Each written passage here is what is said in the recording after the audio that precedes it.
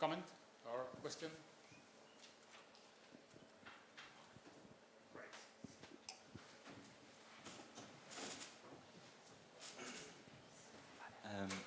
I have a question for Dr. Costois. It's about frequency of following for lupus patients in pregnancy. Do you adapt the frequency with the gravity of organ involvement or with ethnic risk? And if a patient has only biological antiphospholipid, do you treat with a triple positive, with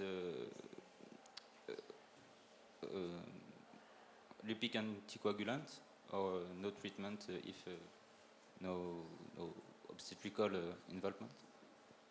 Okay, thank you for. You hear me? It's not working. I can speak loudly. So, thank you. My answers will be not evidence-based medicine because we have nothing on that. Usually, I don't know for you or you, but we see the patients, I would say, every month. Sometimes less when it's very mild lupus with no antiphospholipid antibodies, nothing. She's just on HCQ and very well for a long time. And especially if she lives far away, we can see her every trimester. And at the end of the pregnancy, in some very severe cases of the patient with activity or with antiphospholipid syndrome, sometimes we see them more often. But usually they have my cell phone and so on, so we can keep in touch easily or via emails for those using emails in advance. So I would say once a month. Regarding the antiphospholipid biology,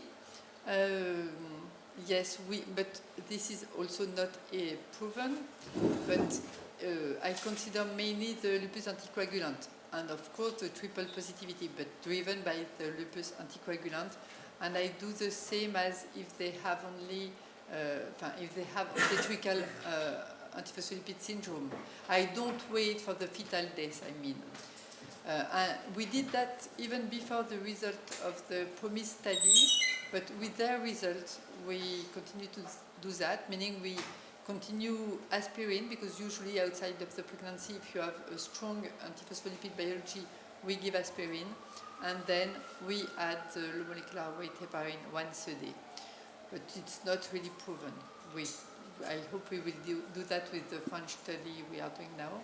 And for aspirin, one thing is probably important is to give it in the evening when you go to bed.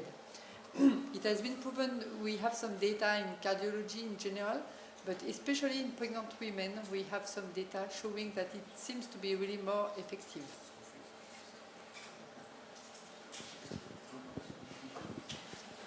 I have also a question for Nathalie. So it's not for the routine practice, but from a pathogenic point of view, my feeling, when you consider antiphospholipid syndrome and all of the spectrum of the presentation, so recurrent miscarriage, then you have the, let's say, the presentation at the second trimester, and then, let's say, HELLP syndrome and catastrophic antiphospholipid syndrome. My feeling, if the complement and the implication and the load of the complement implication is increasing throughout basically all of those presentations. And some of those, and there is some kind of overlap syndrome between complementopathies and catastrophic antiphospholipid syndrome and maybe HELLP syndrome. I don't know if you have any specific comment on that or... I agree with you, this is not the same phenotypes, and I would say that even the basic antiphospholipid biology is not the same in all these groups. With miscarriages, you rarely have lupus anticoagulant. And for hypocomplementemia, I think it's not very well described and known in APS. And indeed, you have some patients with no lupus, definitely no lupus, but with low complement. And it's usually indeed in the arterial phenotypes, I would say.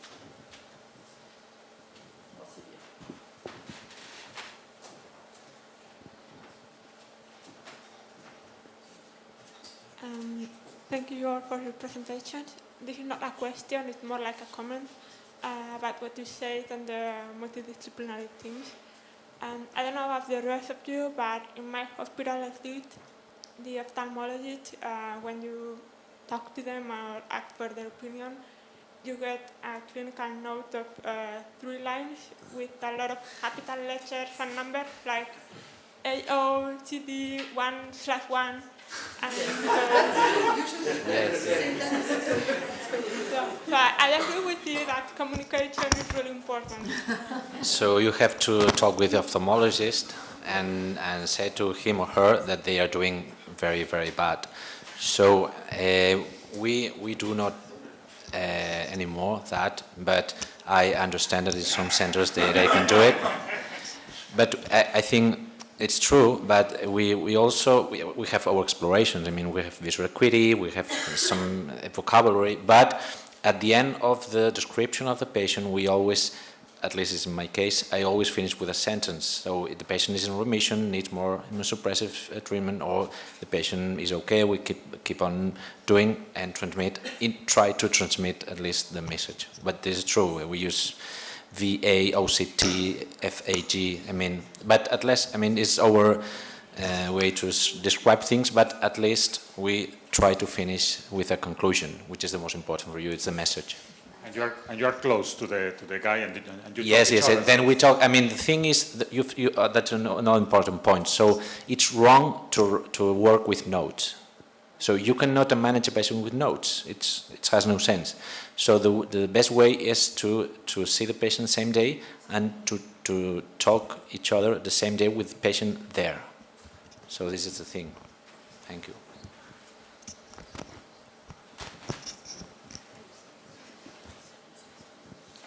This is a question for Elena. When you are screening a patient for an autoimmune disease and you want to rule out some infection and you are searching for TB infection, if you have an IGRA positive or a Mantus positive, do you think it's enough doing an X-ray to rule out a systemic active infection? No. After the IGRA or the cutaneous test, you must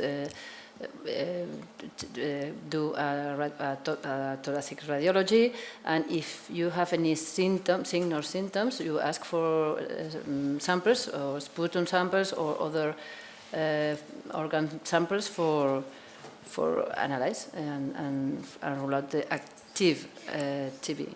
Yes. This was the right line of the algorithm that I couldn't read all the yes.